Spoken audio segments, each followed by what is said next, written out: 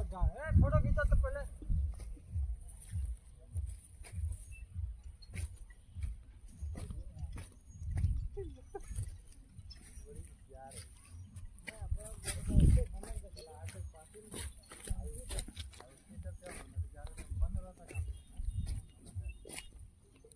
दो फीट बनू बनाओ एक और एगो फोटो खींच ली है। चलो वीडियो खत्म।